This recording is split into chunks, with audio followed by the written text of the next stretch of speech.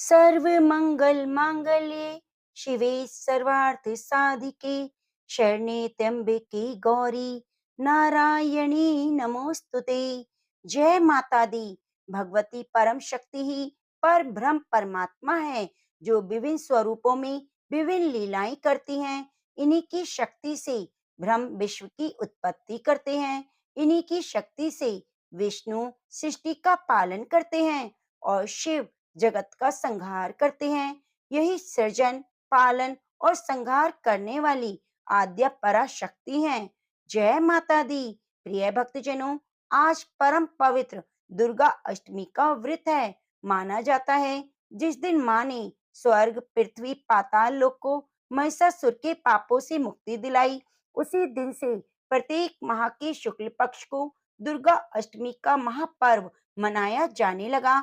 इस दिन सभी भक्तों को माता रानी का व्रत रखना चाहिए। यदि व्रत नहीं संभव हो तो इस दिन दुर्गा माँ की पूजा जरूर करनी चाहिए और पूजा करके व्रत कथा को सुनकर अपने जीवन की मंगल कामना करनी चाहिए। तो प्रिय भक्तजनों, आज मैं आपको सुनाने जा रही हूँ दुर्गा अष्टमी की संपूर्ण व्रत कथा। आप माता के सच्चे भक्त हैं तो इस कथा को पूरा सुने और कथा सुनते हुए वीडियो को लाइक करके कमेंट बॉक्स में जय माता दी जरूर जरूर लिखिए। पौराणिक मान्यताओं के अनुसार प्राचीन काल में असुर दंभ को महिषासुर नाम के एक पुत्र की प्राप्ति हुई, जिसके भीतर बचपन से ही अमर होने की प्रबल इच्छा थी। अपनी इसी इच्छा की पूर्ति के लिए उसने अमर होने का वरदान हासिल करने के लिए ब्रह्मा जी की घोर तपस्या आरंभ की। महिषासुर द्वारा की गई इस कठोर तपस्या से ब्रह्मा जी प्रसन्न हुए, उसे मनचाहा वरदान मांगने को कहा। ऐसे में महिषासुर, जो सिर्फ अमर होना चाहता था, उसने ब्रह्मा जी से वरदान मांगते हुए खुद को अमर करने के लिए बाध्य कर दिया।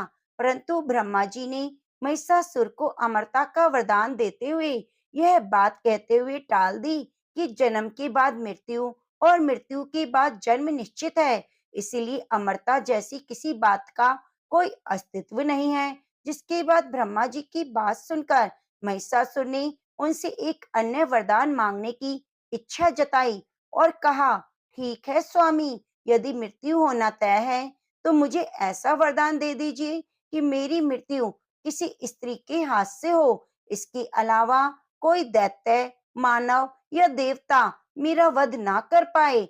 जिसके बाद ब्रह्मा जी ने महिषासुर को दूसरा वरदान दे दिया। ब्रह्मा जी द्वारा वरदान प्राप्त करते ही महिषासुर अहंकार से अंधा हो गया। इसके साथ ही बढ़ गया उसका अन्याय। मौत के भय से मुक्त होकर उसने अपनी सेना के साथ पृथ्वी लोक पर आक्रमण कर दिया। धरती पर चारों ओर तबाही मचा दी। उसके बल के आगे सभी जीव और प्राणियों को नतमस्तक होना पड़ा। जिसके बाद पृथ्वी और पाताल को अपने अधीन करने के बाद अहंकारी महिषासुर ने इंद्रलोक पर भी आक्रमण कर दिया, जिसमें उन्होंने इंद्रदेव को पराजित कर स्वर्ग पर भी कब्जा कर लिया। महिषासुर से परेशान होकर सभी देवी देवता त्रिदेवों अर्थात महादेव, ब्रह्मा और विष्णु के पास सहायता मांगने पहुंचे। इस पर विष्णु जी ने उसके अंत के लिए देवी शक्ति के निर्माण की सलाह दी। जिसके बाद सभी देवताओं ने मिलकर देवी शक्ति को सहायता के लिए पुकारा। इस पुकार को सुनकर सभी देवताओं के शरीर में से निकले तेज ने एक अत्यंत खूबसूरत सुंदरी का निर्माण किया। उसी तेज से निकली माँ आदि शक्ति, जिसके रूप और तेज से सभी देवता भी आश्चर्यचकित हो गए। त्रिदेवों की मदद से निर्मित हुई देवी दुर्गा को हिमवान ने सवारी के लिए सिंह दिया और इसी प्रकार वहां मौजूद सभी देवताओं ने माँ को अपने एक एक अस्त्र सौंपे। इस तरह स्वर्ग में देवी दुर्गा को इस समस्या हेतु तैयार किया गया। माना जाता है देवी का अत्यंत सुंदर रूप देखकर महिषासुर उनके प्रति आकर्षित होने लगा। उसने अपने एक दूत के माध्यम से देवी माँ के पास विवाह का प्रस्ताव पहुंचाया। अहंकारी महिषासुर की इस ओछी हरकत से देवी भगवती को क्रोध आ गया। जिसके बाद माँ ने महिषासुर को युद्ध के लिए ललकारा। माँ दुर्गा से युद्ध की ललकार सुनकर ब्रह्मा जी से मिले वरदान के अहंकार में अंधे हो चुके महिषासुर उनसे युद्ध करने को तैयार हो गया। इस युद्ध में एक एक करके महिषासुर की संपूर्ण सेना का माँ दुर्गा ने सर्वनाश कर दिया। इस दौरान माना जाता है कि यह युद्ध पूरे 9 दिनों तक चलता रहा, जिस दौरान असुरों की सम्राट महिषासुर ने विभिन्न रूप धरकर देवी माँ को छलने की कई बार कोशिश की, लेकिन उसकी सभी कोशिश आखिर नाकाम रही और देवी भगवती ने अपने चक्र से इस युद्ध में महिषासुर का सिर काटते हुए उसका वध कर दिया।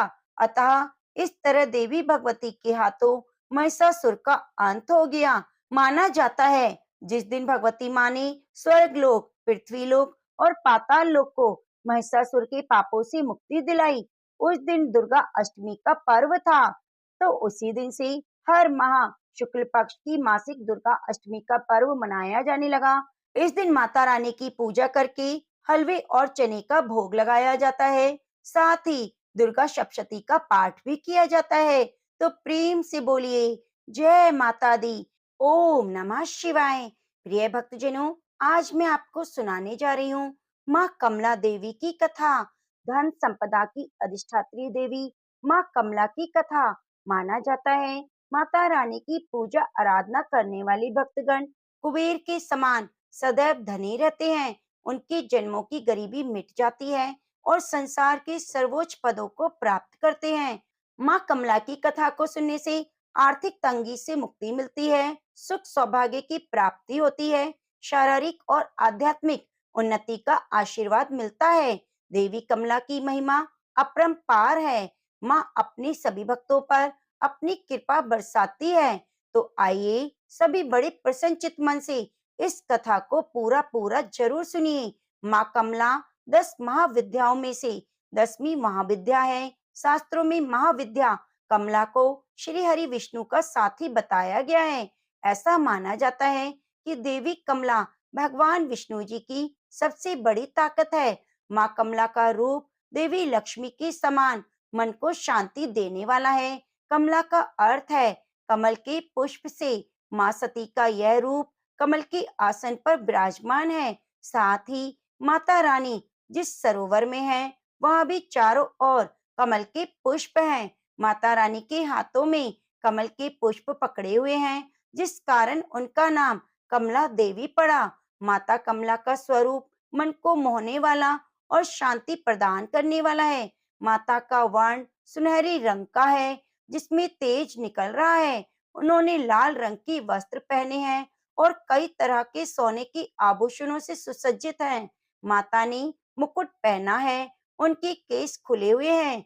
भगवान शिव की भांति इनके भी 3 नेत्र हैं तथा वे एक सरोवर में कमल के पुष्प पर विराजमान हैं। माता रानी के दोनों ओर 4 हाथी हैं जो जल से उनका अभिषेक कर रहे हैं। माता रानी का यह रूप अपने भक्तों पर सदैव कृपा बरसाने वाला और उनकी मनोकामनाओं को पूरी करने वाला माना जाता है। प्रिय भक्तजनों, माता लक्ष्मी की साधना करने से जो लाभ भक्तों को मिलता है, वही लाभ माता कमला की पूजा करने से मिलता है, क्योंकि देवी कमला को माँ लक्ष्मी का रूप माना जाता है। इसलिए जो भी भक्तगण माता कमला की पूजा करते हैं, उनके परिवार की आर्थिक स्थिति बहुत अच्छी होती है और घर सदैव अन्न धन से भरा रहता है। परिवार पर आया हुआ आर्थिक संकट दूर हो जाता है और साथ ही व्यापार में उन्नति होती है। व्यक्ति को सुख संपत्ति और वैभव की प्राप्ति होती है। कमला देवी महाविद्या की पूजा मुख्य रूप से गुप्त नवरात्रि में की जाती है। गुप्त नवरात्रों में माता रानी की 10 महाविद्याओं की पूजा की जाती है, जिसमें अंतिम दिन 10वें दिन माता कमला की पूजा की जाती है। माता कमला को अपने गुणों के कारण सभी देवियों और महाविद्या में सर्वोच्च रूप माना जाता है। माता कमला से संबंधित भगवान शिव का रुद्र अवतार कमलेश्वर महादेव है। माँ कमला को माँ लक्ष्मी के समान प्रकाश पसंद है। वे अंधेरे की जगह तनिक भी पसंद नहीं करती। देवी कमला को एक तरह से तांत्रिक लक्ष्मी कहा जाता है। लक्ष्मी के इस रूप की पूजा मुख्य रूप से तांत्रिकों द्वारा की जाती है। प्रिय भक्तजनों, कमला की उत्पत्ति समुद्र मंथन के दौरान हुई। जब समुद्र मंथन हो रहा था, उसी समय माता कमला लक्ष्मी जी का प्राकट्य हुआ। उनसे जुड़ी एक कथा मैं आपको सुनाने जा रही हूँ। यह बात उस समय की है जब समुद्र मंथन से निकलने वाली देवी लक्ष्मी को असुरों ने भी मांगा था, और इस कारण देवी लक्ष्मी को असुरों के पास जाना पड़ा। अब जब असुरों के पास चली जाती हैं, तो उनके बाद एक दिन लक्ष्मी जी भगवान इंद्र से स्वर्ग लोक में पहुंची और बोली, हे इंद्र, मैं तेरे यहाँ निवास करना चाहती हूँ। इंद्र ने बड़े आश्चर्य से कहा, हे कमले, आप तो असुरों के यहाँ बड़े आनंद पूर्वक रहती थी, वहाँ आपको कुछ भी कष्ट ना था। मैंने कितनी बार आपको अपने यहाँ बुलाने का घोर प्रयत्न किया, परंतु तब भी आप नहीं आई, और आज आप बिना बुलाए मेरे द्वार पर आई हैं। हे देवी, इसका कारण मुझे बताइए। माता कमला ने कहा, कुछ समय पूर्व असुर बड़े ही धर्मात्मा थे, कर्तव्य परायण थे, परंतु उनके यह गुण धीरे धीरे नष्ट होने लगे हैं। मैंने कितनी ही बार आपको अपने यहाँ बुलाने का घोर प्रयत्न किया, उनके यह गुण धीरे धीरे नष्ट होने लगे हैं। हे इंद्र, प्रेम के स्थान पर ईर्ष्या, द्वेष, क्रोध, कलह का उनके घर में निवास हो रहा है। अधर्म, दुर्गुण और व्यसनों की वृद्धि होने लगी है।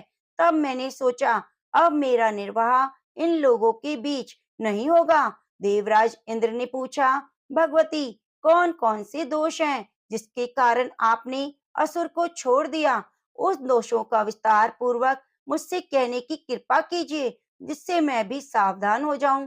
माता कमला ने उत्तर दिया, इंद्र, जब कोई सत्पुरुष ज्ञान विवेक का उपदेश करते रहते हैं, तो असुर लोग उनकी उपेक्षा करने लगते हैं। वृद्ध जनों और गुरुजनों के सम्मान का वृद्ध जनों और गुरुजनों का सम्मान का विचार न करके उनकी बराबरी के आसन पर बैठते हैं। सत्कार, शिष्टाचार और अभिवादन की बातें भूल जाते हैं।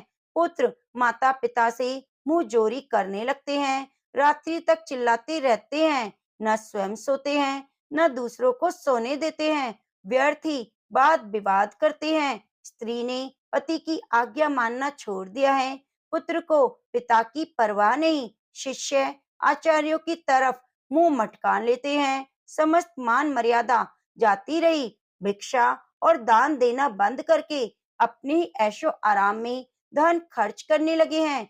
घर के बच्चों की परवाह न करके बूढ़े पुरुष चुपचाप मधुर मिष्ठान अकेले ही खा जाया करते हैं। जहाँ ऐसे निर्लज आचरण होते हैं, तथा हे इंद्र, आगे सुनो, वह असुर लोग फलदार और छायादार हरे भरे वृक्षों को काट दिया करते हैं, दिन चढ़े तक सोते रहते हैं, रात्रि की पहर तक खाते रहते हैं, भक्ष्य और अभक्ष्य अन्न का विचार न करके सदैव भक्षण करते रहते हैं।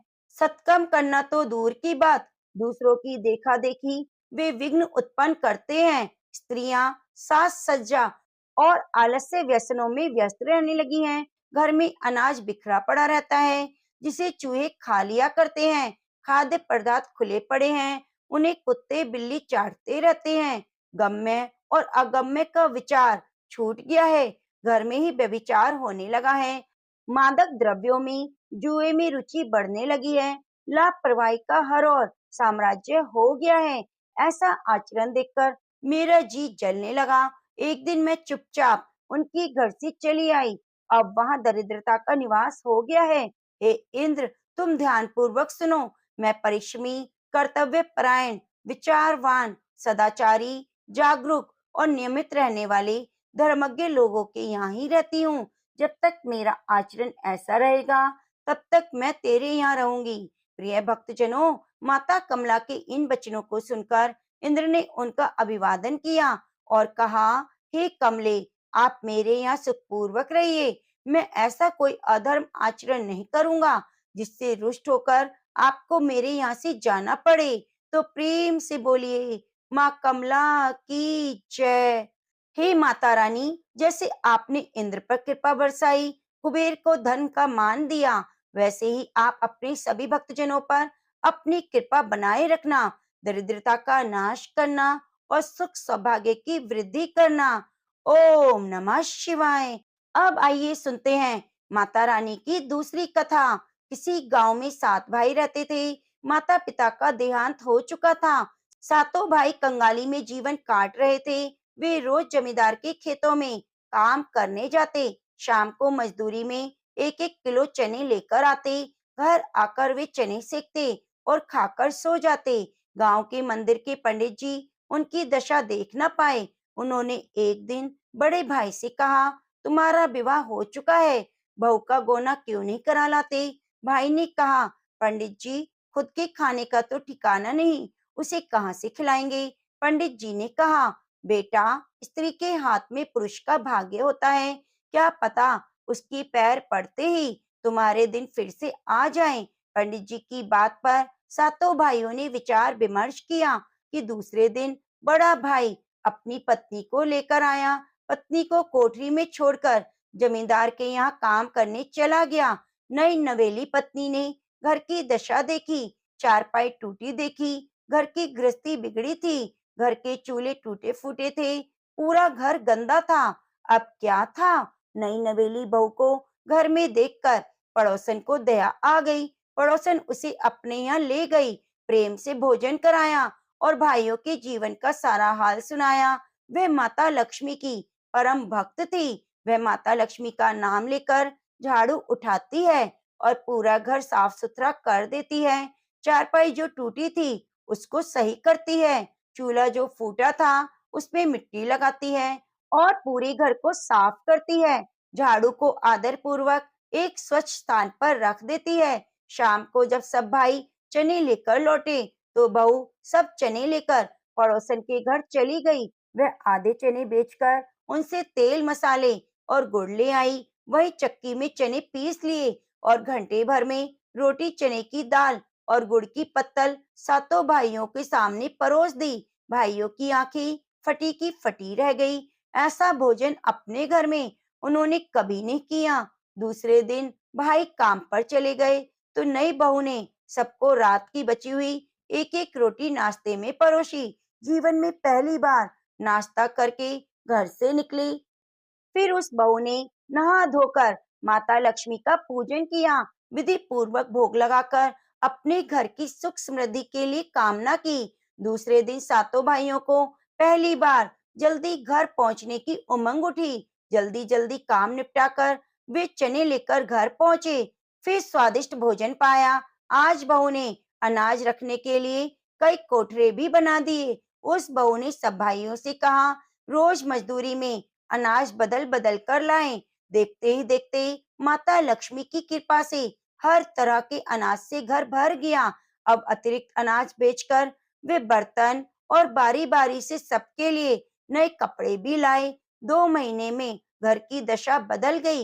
एक दिन वही पंडित जी जिन्होंने गौने का सुझाव दिया था उस घर के सामने से निकले तो भाइयों ने उनका आशीर्वाद लिया। पंडित जी ने मुस्कुराकर कहा, क्यों पुत्रों, कहा था ना मैंने, स्त्री ही घर का भाग्य बदल सकती है, क्योंकि वही घर की लक्ष्मी होती है। गृहिणी बिना घर भूत का डेरा होता है। जिस घर में गृहिणी होती है वहाँ माँ लक्ष्मी की सदैव वास होता है और जहाँ पर माता लक्ष्मी की पूजा होती है, माता लक्ष्मी उस घर को छोड़कर कभी नहीं जाती। सभी भाइयों ने हाथ जोड़ लिए और कहा, आपने और इस लक्ष्मी बहू ने हमारा जीवन बदल दिया। तो प्रेम से बोलिए, माँ लक्ष्मी की जय। ओम नमः शिवाय। हे माँ लक्ष्मी, जैसे आपने बहू को दिया वैसे सबको देना। एक बार भगवान नारायण लक्ष्मी से बोले, लोगों में कितनी भक्ति बढ़ गई है, सब नारायण नारायण कहते हैं। तो लक्ष्मी जी बोली, आपको पाने के लिए नहीं प्रभु, मुझे पाने के लिए भक्ति बढ़ गई है। भगवान ने कहा, लोग लक्ष्मी लक्ष्मी ऐसा जाप थोड़े ही ना करते हैं। इस पर माता लक्ष्मी बोली कि विश्वास ना हो तो परीक्षा कर लो। नारायण भगवान एक गांव में ब्राह्मण का रूप लेकर गए। एक का घर खटखटाया। घर के जजमान ने दरवाजा खोलकर पूछा, क्या है? भगवान बोले, हम तुम्हारे घर में भगवान की कथा कीर्तन करना चाहते हैं। यजमान बोला, ठीक है महाराज, जब तक कथा होगी तब तक आप हमारे घर में रहना। गांव के कुछ लोग इकट्ठा हो गए, सब तैयारी कर दी। पहले दिन कुछ लोग आए, अब भगवान स्वयं कथा कर रहे थे, तो सत्संग बढ़ गया। दूसरे दिन, तीसरे दिन, चौथे दिन भीड़ बढ़ती ही चली गई। भगवान खुश हो गए कि कितनी भक्ति है लोगों में। लक्ष्मी माता ने सोचा, अब देखा जाए क्या चल रहा है। लक्ष्मी माता ने बूढ़ी माता का रूप लिया और उसी नगर में पहुंची। वहीं एक महिला ताला बंद करके कथा में जा रही थी। माता उसके द्वार पर पहुंची और बोली, बेटी जरा पानी पिला दे। तो महिला बोली, माता जी 3:30 बजे हैं, मुझे प्रवचन में जाना है। लक्ष्मी माता बोली, बेटी पिला दे थोड़ा पानी, मैं बहुत प्यासी हूँ। तो वह महिला लोटा भरकर पानी लाई। माता ने पानी पिया और लोटा वापस लौटा दिया। वह लोटा सोने का हो गया। यह देखकर महिला अचंभित हो गई। लोटा तो दिया था, लेकिन वह स्टील का था, और जब वापस लिया तो सोने का हो गया। यह कैसी चमत्कारी माता जी हैं। अब तो वह महिला हाथ जोड़कर कहने लगी, माता जी आपको भूख भी लगी होगी, खाना खा लीजिए। यह सोचकर कि माता जी खाना खाएंगी तो थाली कटोरी चम्मच गिलास सब सोने के हो जाएंगे। माता लक्ष्मी बोली, तुम जाओ बेटी, तुम्हारे प्रवचन का समय हो गया है। वह महिला प्रवचन में आई तो सही, लेकिन आसपास की महिलाओं को सारी बात बताई। अब महिलाएं यह सब बात सुनकर सत्संग से उठकर चली गईं। अगले दिन कथा में लोगों की संख्या कम हो गई। भगवान ने पूछा, लोगों की संख्या कैसे कम हो गई है? किसी ने कहा, एक चमत्कारी माता जी आई हैं, जो नगर में जिसके घर दूध पीती हैं, वह गिलास सोने का हो जाता है। जिस थाली में सब्जी रोटी खाती हैं, वह सोने का हो जाता है। उसके कारण लोग प्रवचन में नहीं आए। भगवान नारायण समझ गए कि लक्ष्मी जी का आगमन हो चुका है। इतनी बात सुनते ही देखा कि जो जजमान सेठ थे वह भी उठकर खड़े हो गए और खिसक गए।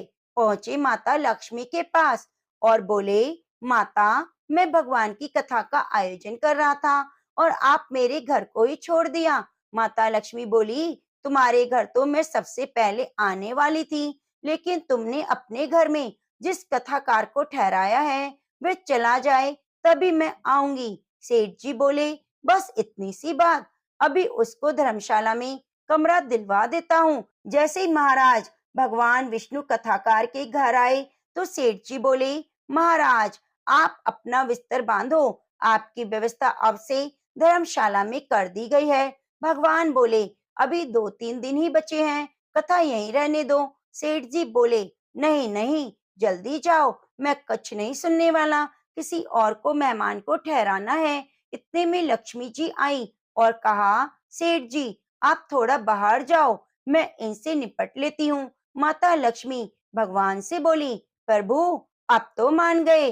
भगवान नारायण बोले, हाँ लक्ष्मी, तुम्हारा प्रभाव तो है, लेकिन एक बात तुमको मेरी माननी पड़ेगी। तुम जब आई, जब संत के रूप में मैं आया, संत जहाँ कथा करेंगे वहाँ लक्ष्मी निवास तुम्हारा होगा। यह कहकर नारायण भगवान ने वहां से बैकुंठ के लिए विदा ली। अब प्रभु के जाने के बाद अगले दिन सेठ के घर गांव वालों की भीड़ लग गई। सभी चाहते थे माता सभी के घरों में बारी बारी से आए। लक्ष्मी माता ने सेठ और सभी बाकी गांव वालों को कहा, अब मैं जा रही हूँ। सभी कहने लगे, माता ऐसा क्या हो गया, हमसे क्या भूल हो गई? माता ने कहा, मैं वहीं रहती हूँ जहाँ नारायण का वास होता है। आपने नारायण को तो निकाल दिया, मैं कैसे रह सकती हूँ? और वह चली गई। तो प्रेम से बोलिए, लक्ष्मी माता की जय। प्रिय भक्तजनों, जो लोग केवल माता लक्ष्मी को पूजते हैं वे भगवान नारायण से दूर हो जाते हैं, और जो नारायण की पूजा करते हैं तो लक्ष्मी जी पीछे पीछे सदैव चली आती हैं। तो प्रेम से बोलिए, लक्ष्मी नारायण भगवान की जय।